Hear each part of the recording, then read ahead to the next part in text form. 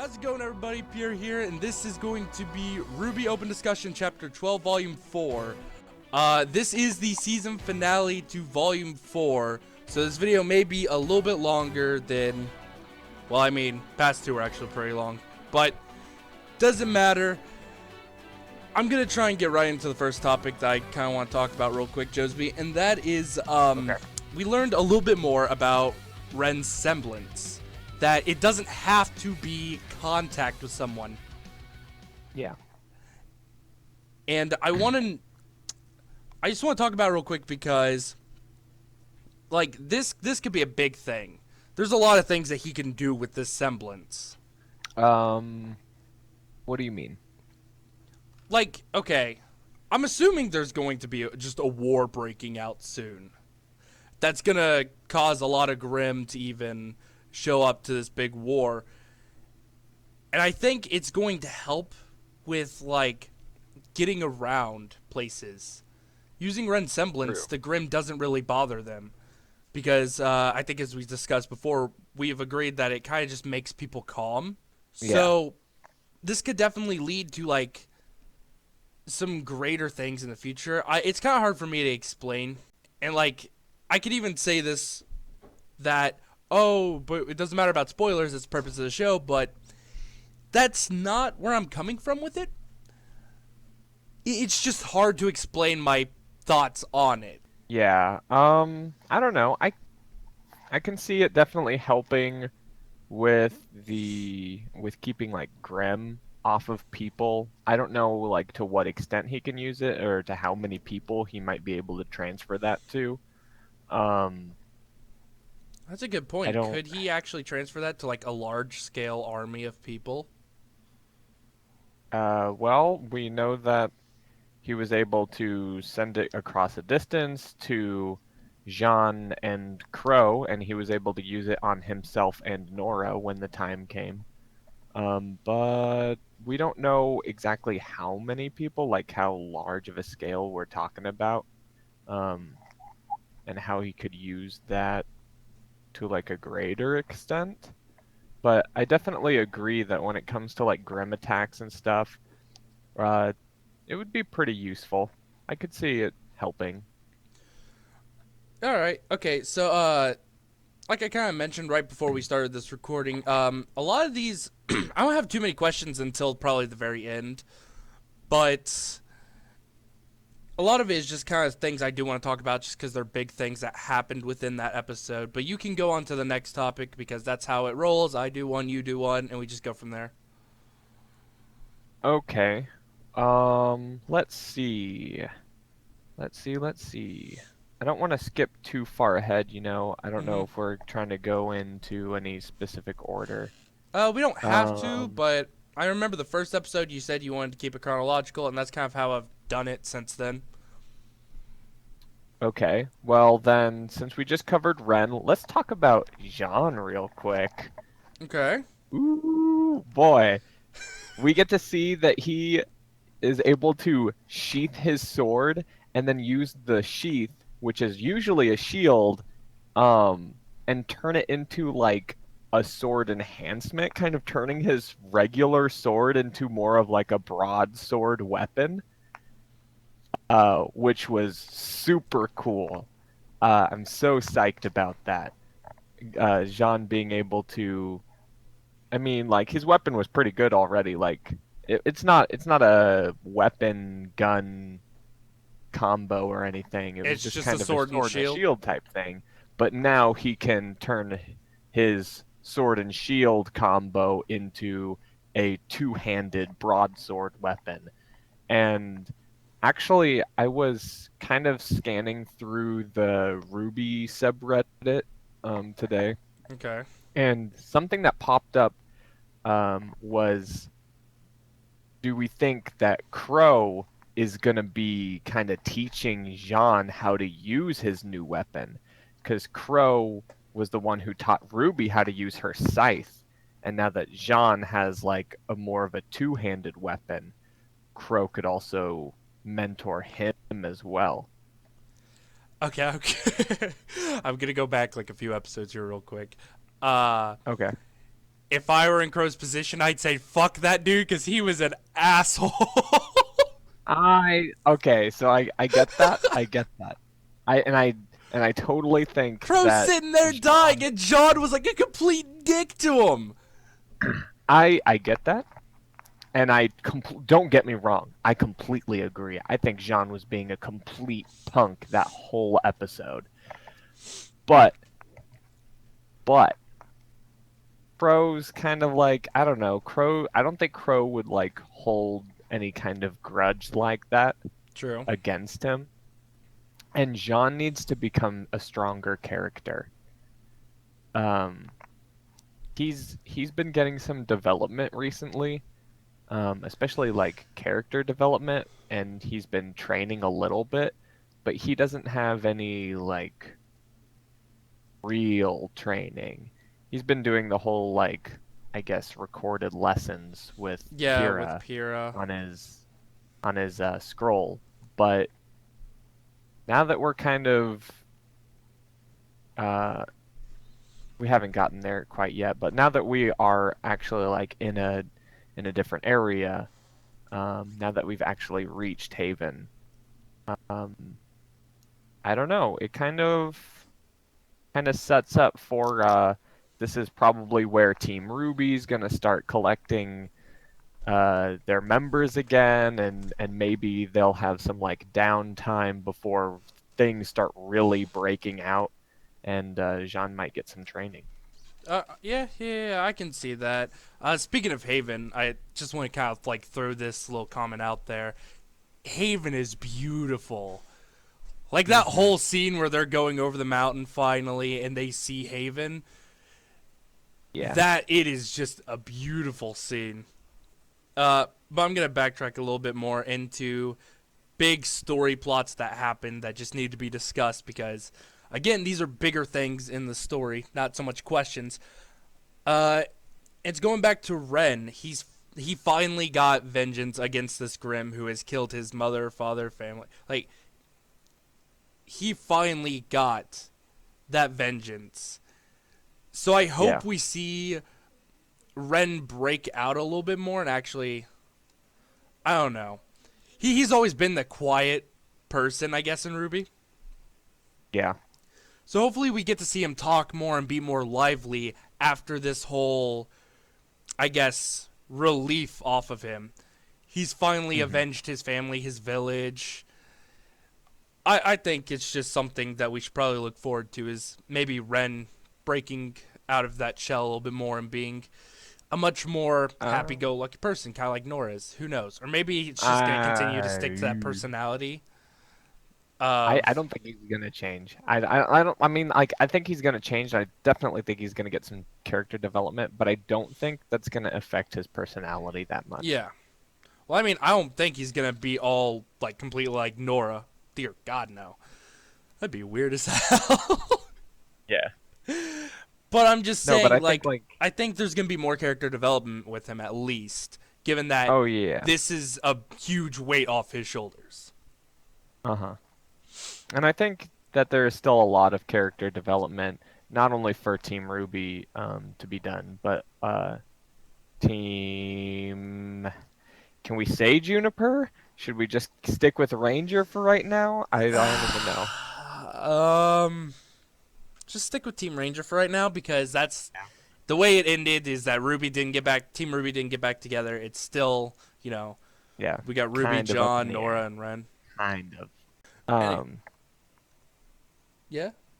But yeah, I'm trying to think. So Team Ranger defeats the Grimm. Ren gets his payback, right? They defeat the Grimm. Some people from Haven apparently were like scouting around and end up finding them and take them back. So Crow's good. He's healed. He's recovering. It might be a slow process. It might not. But for right now, it's looking like he's not going anywhere. Because I was really afraid that Crow was going to be a character that was going to die off, and You wanna? Okay, hold on. Thank you. You want to bring up a theory real quick? Something that I'm kind of thinking about. Maybe somebody else has already thought about this, but I'm just now thinking about this myself. Go for it.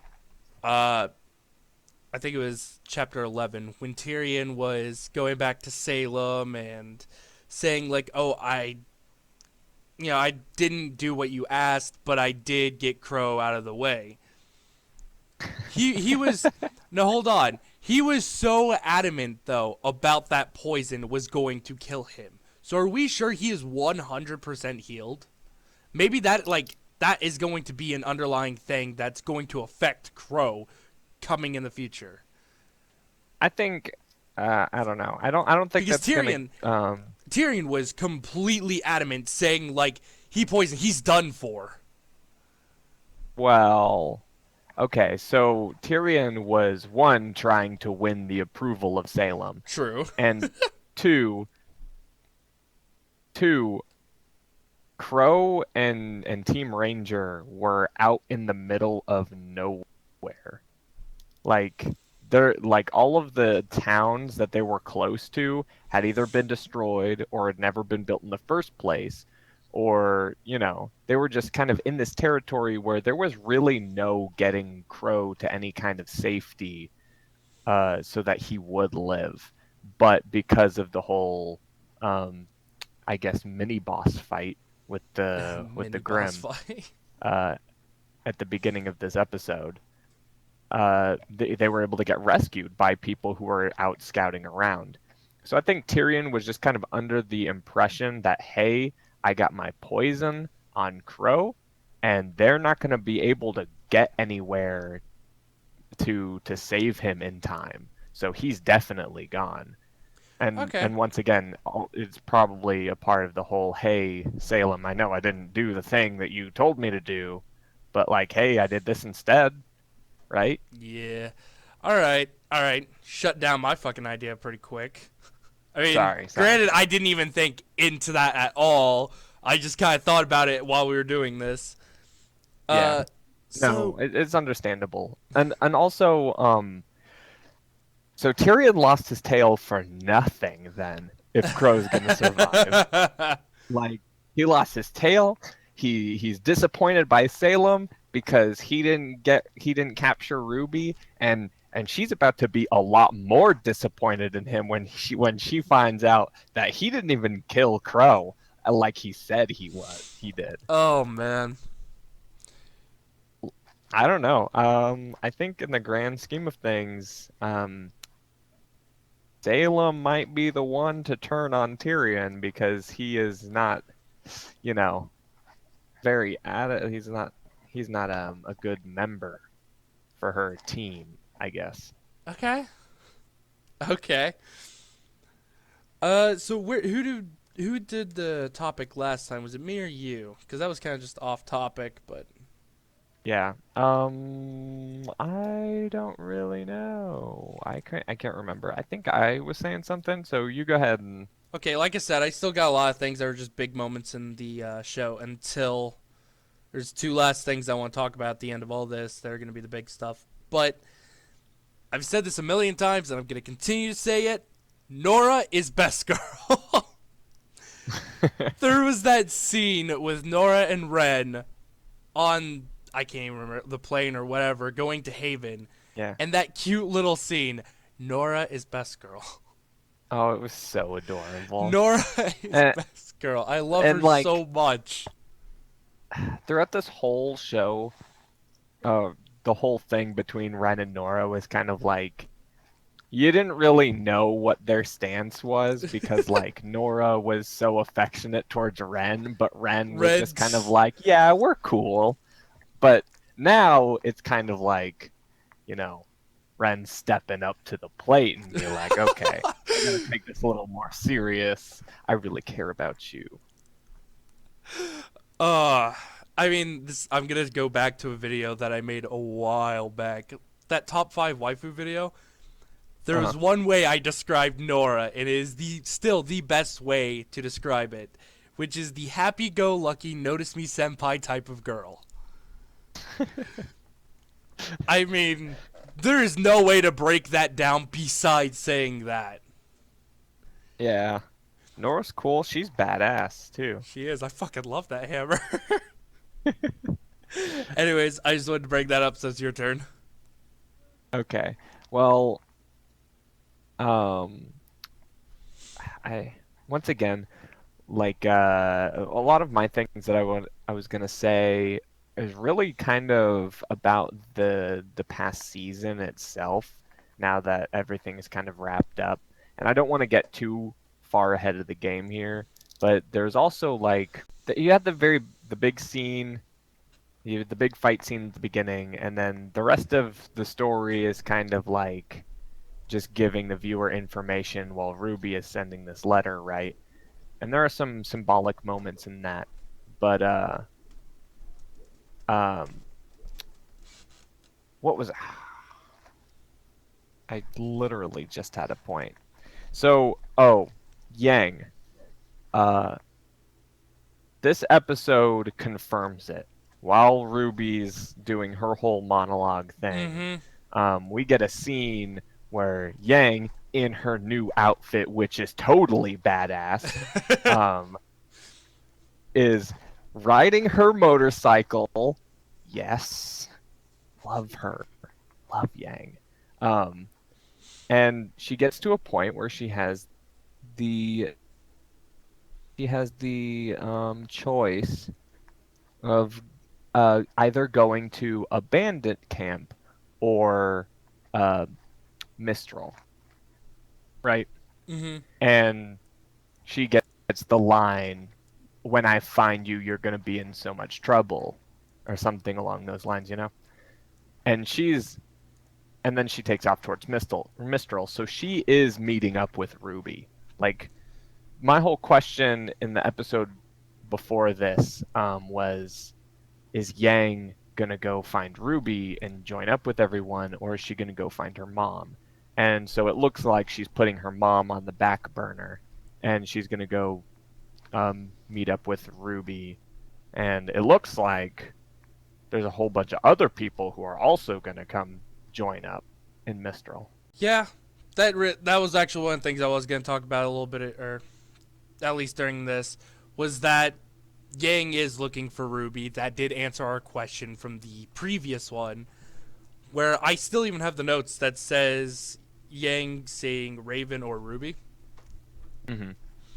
So, yeah, I mean, it was definitely.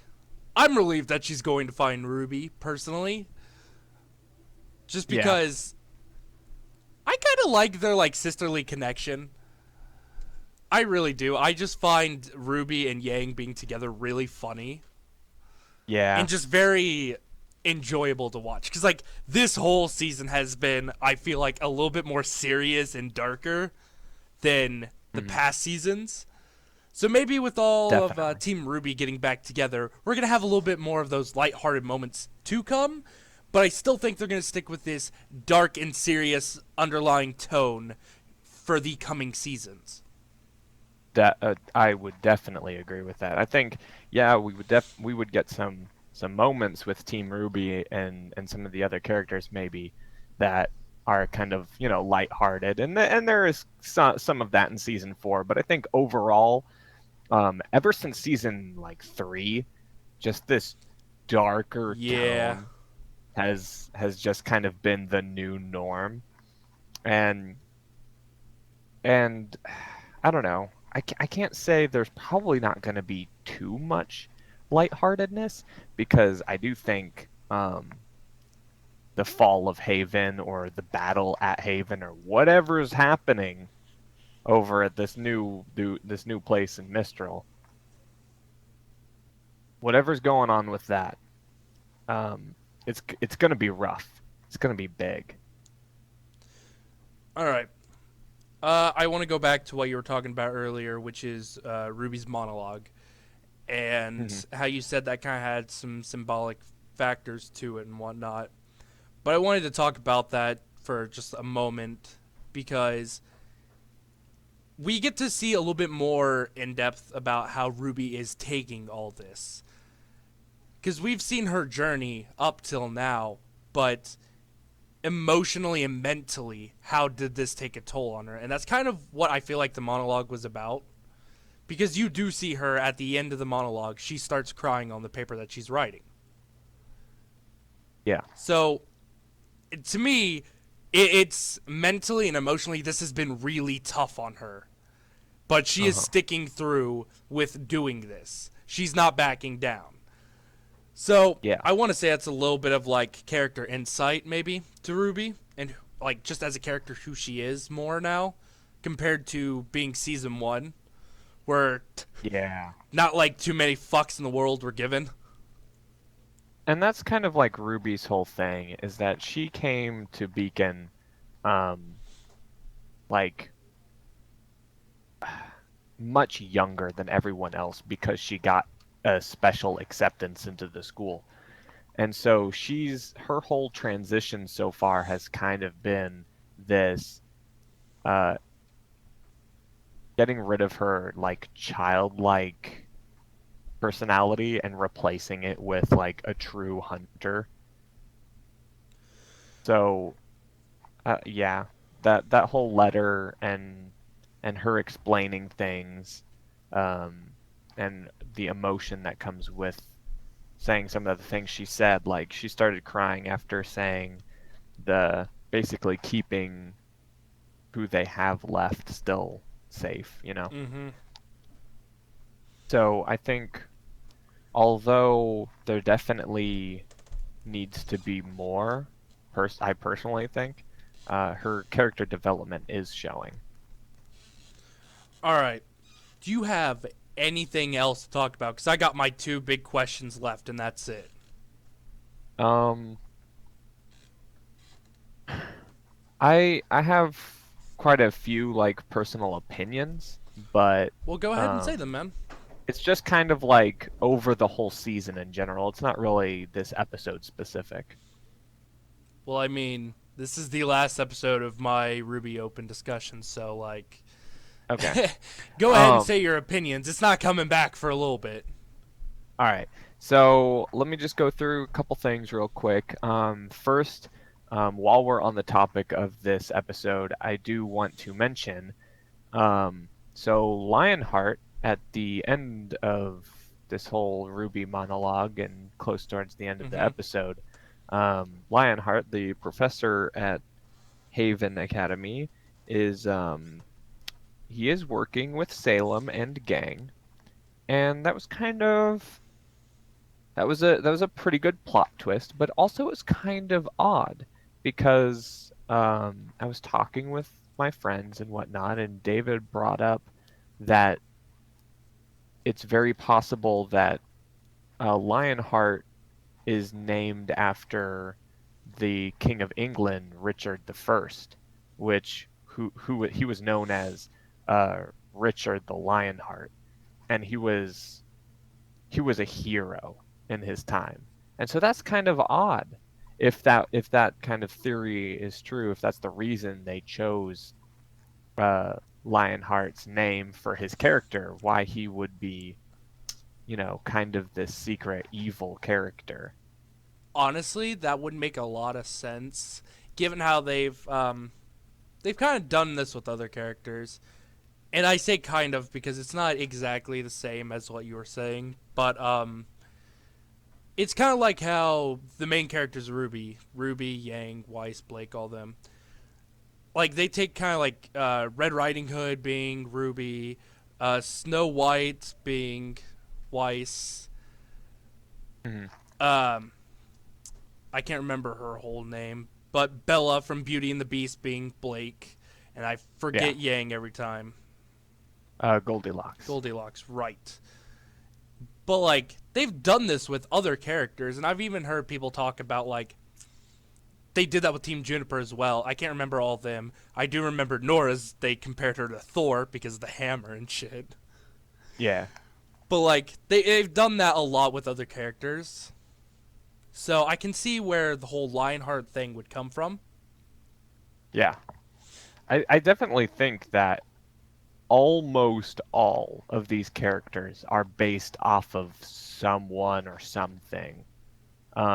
I think I think just in general, the writing and creation of Ruby's story and characters is just it's phenomenal when you actually figure out these kind of things because you don't really get that in a lot of other shows, you Yeah. know? You took away one of my big questions, which is kind of funny, which was the Salem and Lionheart connection. That I was kind of questioning, like, where does their connection lie? How did that happen? That's such a good question.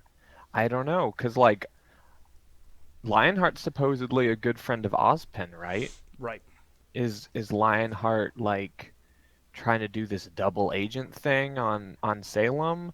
Is he actually a good guy? Is he trying to trick the bad guys, or is he A being double put in a agent. position where he has to Wait, I didn't even think about that. follow Salem's orders or whatever? Hmm. I didn't think about that last part. I just Like immediately assumed that he was a bad guy and that, like, he had been working with Salem. I didn't think about the possibility of he's just being held against his will. I think I think it's definitely possible that he might be a bad guy and he might actually be working for Salem. But like with the reference that comes with his name, if that's true, uh, wouldn't his character be more of a hero? Why would he be the bad guy? I don't know. It doesn't add up. At, and we're gonna have to wait until season 5, and that's gonna drive me insane. But that's just kind of the questions on that, you know? Hmm. Okay. I want to talk about this, and when I say this, do not quote me on this because I'm not entirely for Okay. sure. This is just if I remember correctly. Uh, do you know how Ruby was like originally thought up? Like how Like the idea of Ruby came to be, the whole show in general. as a show, Yeah, I was not on the Ruby train when it first came out. Uh, I I I binged was. it after season 3, so I really don't know the It's answer to actually that something question. funny because it's actually coming up on a year that obviously we went to this convention last year, NakaCon, and I specifically remember talking with everybody in that group about Ruby, and you were the only one to have yet seen it. It's kind of funny. I'm thinking about it. It's almost been a year, and you've caught up, rewatched it multiple times. We're now doing this little open discussion show about it. But Yeah. back to what I was saying. Don't quote me on this, but like, Uh-huh. if I remember correctly, I think the way they said how Ruby came to be was that Monty Ohm, the original creator, he Yeah. was just drunk in a bar drawing on a napkin and just happened to draw up this weird idea. And that's how Ruby came to be. Wow. Off of an idea of him just drawing on a napkin drunk in a bar. I'm gonna have to look into that. I didn't know. I think that's how it was I because I hope remember I Monty kind of did hope talk that's about the it. truth. I remember Monty did talk about it on one of the podcasts. I cannot remember Okay. which one it is, but Okay. it's funny to think like this great show that's done so well so far started off of a dude just being drunk and drawing on a napkin. That is so cool. I really hope I'm gonna look into that. That's I really hope that's true. I want that to be the answer. All right, you can continue on with your opinions now if you have more. Okay. Okay. Some of these things I kind of already had in mind. Some of these things kind of I either agreed with or just found like as I was scrolling through the Ruby subreddit. Um, One, my kind of thing after ending season 4 was, you know, we've had this whole like big Ruby focus with all the things with Team Ruby and their characters going on in the background. We have Team Ranger and what they're going through, and we get a little bit of Crow, a little bit of Raven, but still, in the end, no side characters popped up. Like I've been going back and watching a couple scenes from season 3 because such a good season. But like I really liked a lot of the Are characters. you talking like Um, specifically about Velvet, Coco, and all of them? um, I have a couple specifics listed. Like Coco, Velvet, Neon, and Flint would be great to see again. Yo, I liked Uh, Neon. I dude, liked she was Neon. cool.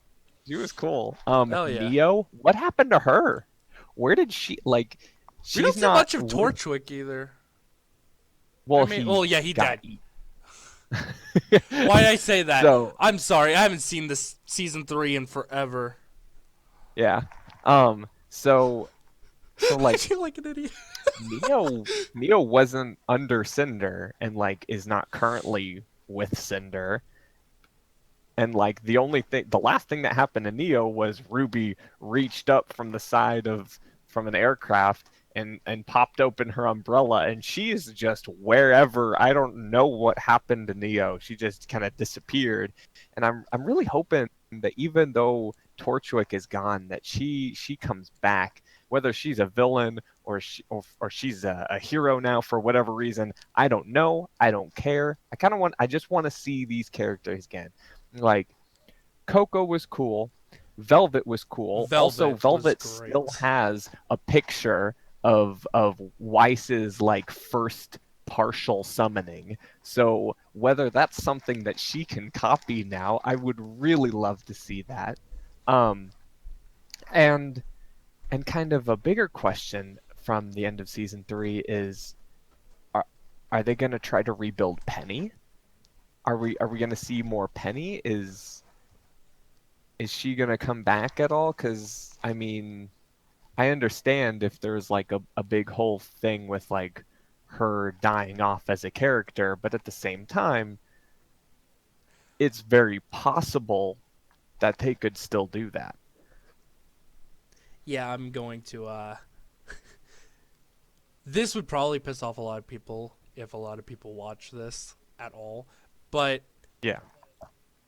I personally did not find any like emotional turmoil when it came to Penny's death. Oh, Just don't get come me on. wrong. She was a robot.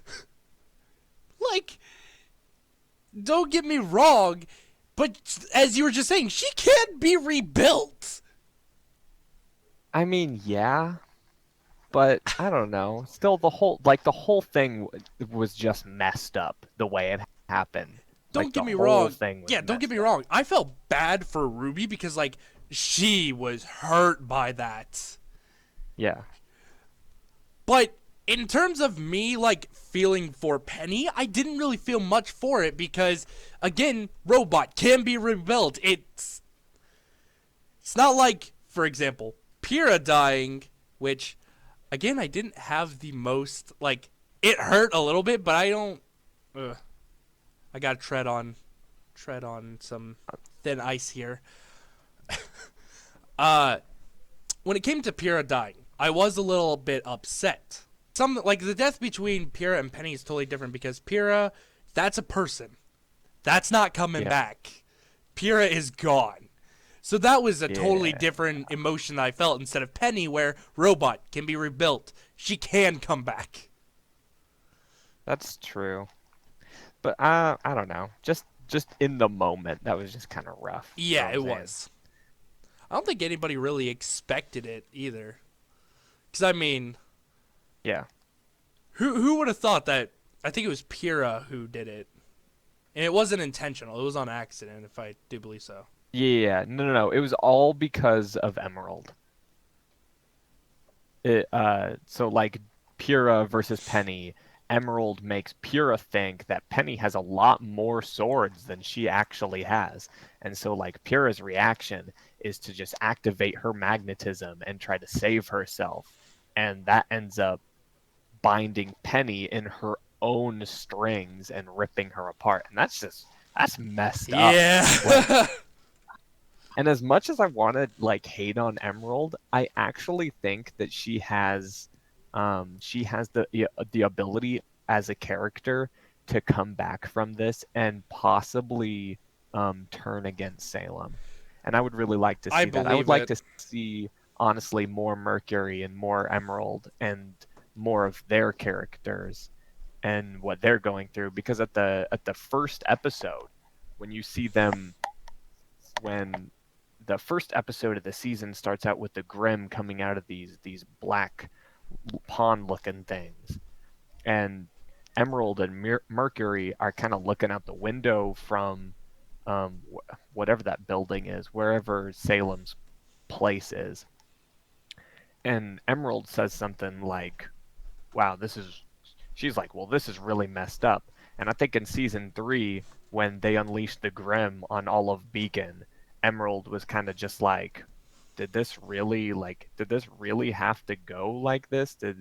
Like, we couldn't have done this any other way? Like, she kind of shows this concern for people That they're every taking it now and too then. far. And oh yeah, that they're going way too far with this. And I think it would be so great to see Emerald and maybe Mercury. I don't know so much about him. I don't know, because he was kind of like, from the very beginning. He is the son of an assassin, and he might not have the redemption, um, like the ability to come back and actually be a good guy. He might, I feel like, but I if think it's anything, more plausible for Emerald than Mercury. I feel like anything, if Emerald goes, Mercury's gonna go with Emerald. I feel like there's at least that somewhat of a friendship connection between them where Yeah. if one goes, the other is too. Yeah, and I think that is the thing, is that they do have this camaraderie, but I don't know. That'd just be something I'd like to see more, because we do see their characters a little bit, but they really don't get any screen time at all, and I'm kind of hoping something happens with them. All right. Do you have any more opinions? Because I have one last question to go through, and then I'm done. Okay, yeah. So yeah, I do, and I'll All try to right. make it a little. I'll try to make it a little quick. It's fine. I've gone through most of this stuff anyway. Um, so let me just. I'm not going to try to get too deep into this. I'm just going to state some opinions flat out, and then we'll move on.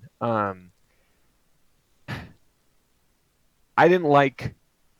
I did like it. When I saw it, I was like, "Oh man, this is so cool. This is so badass." But like when I look back on it, I think the reveal of Weiss's summoning was poor.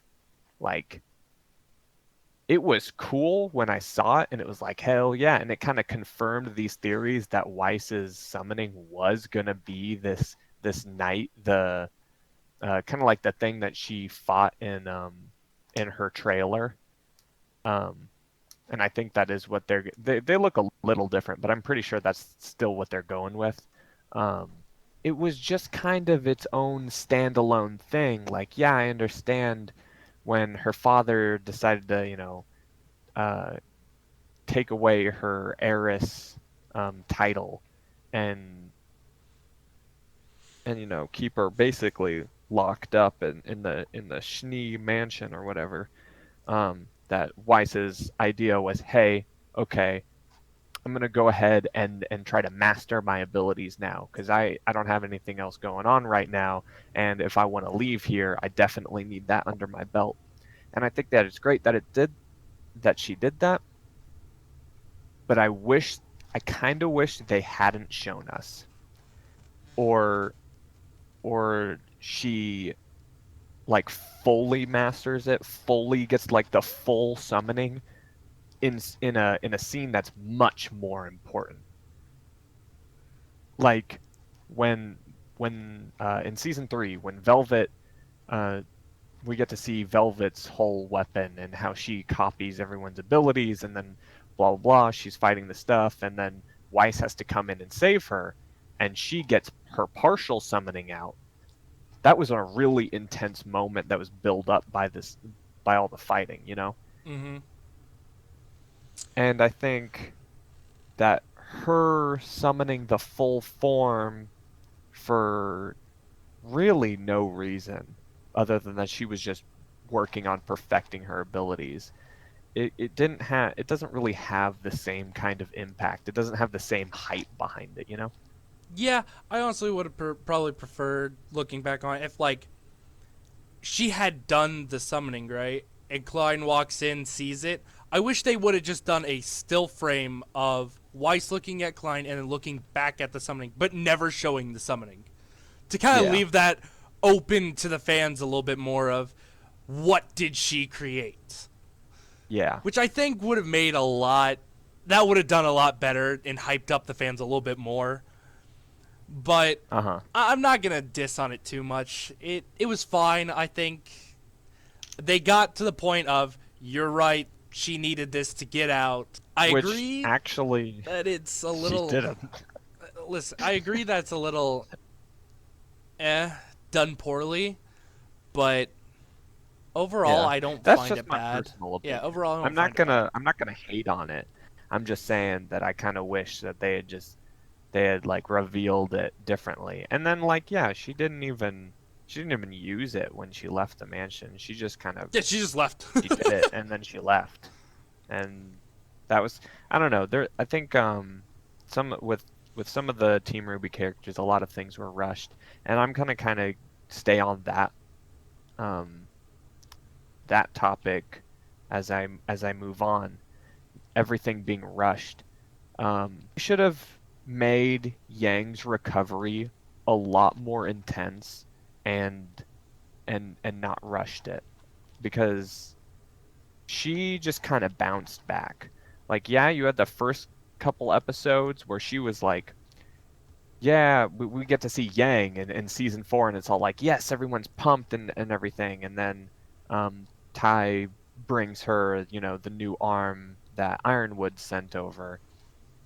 And Yang is hesitant about wearing it at first, and then you know she has like dreams where she sees Adam again, and you can see like she ends up like in midday having these thoughts and like breaking glass over it, and she just has a lot of difficulty, and I think that was good.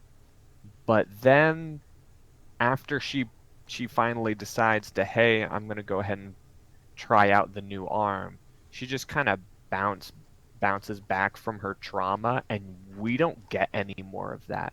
Like she fights her dad, and there's no more trauma that she experiences that we see. And I just feel like the whole thing was kind of rushed, and there was a lot of time skips, and I just think for character development that it would have been better if Yang's recovery was kind of, I know they needed to kind of, you know, get her moving along so that she could meet up with Ruby in season 5. Um, but uh, it's disappointing because the season itself should have been longer. Yeah, that is definitely something I will agree with right there. Is the season should have been longer. Yeah. I think a lot of things were rushed because the season wasn't long enough. And that's kind of disappointing. But these are just my own personal opinions. I think season 4 was absolutely great aesthetically, and I think they did do a lot of things right. I think there were a lot of good plot points, but at the same time, it wasn't perfect. Got any more? Um, that's about it. Okay. Let me ask you this one question before I say Okay. anything. Did you Cool. watch after the credits? L to the yeah. Oz I did. wants his fucking cane back. I think that was a really good scene, and like, it was very enjoyable for me to watch because one, like, Crow is drinking at this bar, right? Crow just recovered from being poisoned, And he's and drinking. he's already drinking at a bar. Like, I just survived this terrible poisoning that almost killed me, so I'm gonna go drink some more poison. Is it's just kind of his thing, right? But then also at the same time, Oscar walks up and he's kind of hesitant, and you kind of see without hearing Ozpin's voice, like uh, uh, Oscar starts talking to Ozpin in his head. And Yeah, and I basically. think from Crow's like already drinking, and this kid just walked up to him in a bar, and now he's like talking to himself. Crow's like probably like, what the hell? What's going on here? Like, why are you being so weird? And then he says, I'm supposed to tell you that I want my cane back. And that was a really good line. Immediately, Crow knew what the fuck was going on. Yeah. Immediately, Crow knows what's going on, and he was like, "It's good to see you, Oz." But part of me is kind of like, I kind of wish that Crow's last line was just to like turn back to the bar and like put up his hand and be like, "Excuse me, I'd like to have another drink now." Because, like, I don't know, that's just some weird, like, all of the things that he's been through, and he finally gets to this point, and now Ozpin embodied into, like, I don't know, he's probably, like, 12. I don't know. I'm just, he's probably not that young, but, you know. That sentence is probably, like, very awkward out of context. Oz has embodied himself into, I don't know, a 12-year-old. A 12-year-old? I don't know. Oh, man. I don't know. He's probably around the same age as Ruby. What is she? I would assume 14, 15? She's 14, 15. She wasn't very old when she got put into Beacon. Yeah. No, I just wanted to talk about that real quick because one thing I want to talk about is that obviously this has happened before. Otherwise, Crow wouldn't be so readily to like, oh yeah, it's good to see you again, and just hands over the cane. I want to say this isn't the first time. Well, okay. So I think Crow knows some things about Ozpin, but I don't think that this has happened with Ozpin's quote unquote previous body. You know what I'm saying? Yeah. Because I think Crow during his lifetime has only known the Ozpin that we know. It's possible because like I guess Oscar didn't have to be born and then so I guess like Oz could take over the quote unquote take over the body of like of really anybody at any given point in time in their life. But I don't know, something about it makes me feel like Crow has probably only seen Oz in his quote unquote previous form. But you think Oz told Crow about this? Yeah, I think. Well, once again, if Crow knows some things, and if my theory is correct, and Ozpin is the wizard that created the maidens, then of course Crow would kind of be understanding that, like, oh yeah, you can just do this because you're a magical wizard and You're a wizard, Ozpin. You had to transfer your powers from one place to another. Oh man. Unless you got anything else, I feel like that's good enough for me. Yeah, that's pretty much it. The only thing I gotta say, after all of this is it's probably gonna take a couple months. They probably won't start it right off the bat. It's gonna be a while. Like, now that this season's over, it's kind of upsetting that we don't get a little bit of RWBY for until like next fall, we get some RWBY. We got those get little RWBY shorts. Chibi. I love that. That's I don't what I was care. gonna say. I don't care who you are. I love RWBY Chibi. I like it too. It's pretty great. RWBY Chibi season 2, bro. It definitely takes away all the dark factors of RWBY. Yeah. Also, they randomly bring back characters for no reason. They brought back Torchwick, did they not? Hell, oh my god, they made a reference to Bumblebee. I forgot about that. They did make a reference to Bumblebee at one point in that too. Wait, did they? Yeah. Did they? Yeah, I forgot what Oh, I episode it totally was. remember that. But Yang and Blake were talking about Bumblebee. That is awesome. That is so funny. I, I love Ruby Chibi. Anyway, let's not get off topic. uh, anyways, unless you got anything else to say, think we're gonna call it there. Yeah. Well, okay. So one thing, I had a tab open and I completely forgot about it. Okay. During Ruby's monologue, she's talking about people who are lost, and while she's talking about this, they show Ilya bowing down to these members of the White Fang. I Oh, think true. there's some character redemption for Ilya, the chameleon chick, and I think that she'll probably either be a friend of Blake's again, and they might like either have to fight before that point, or she just teams up with them and ends up taking back the White Fang together. That's about it. Yeah, before this gets to be almost like an hour-long episode, I'm not even going Yeah, to. sorry. I'm not gonna elaborate more on that. But anyways, I think this was a great season. You said it perfectly earlier that they had great plot points. There was a lot of great things about it, but it was rushed, and it's not perfect. Mm-hmm. I think there's nothing else that can be said about the show except for that quote right there. Yeah. But anyways, just because I can't wait for season 5. It's gonna be a while, but I can't wait. Yeah, I have high hopes. High hopes. Now, usually I do these awkward outros, right?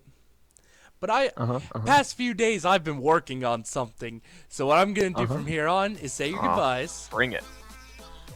Might as well say your goodbyes. Bye. Peace. And now we run the outro.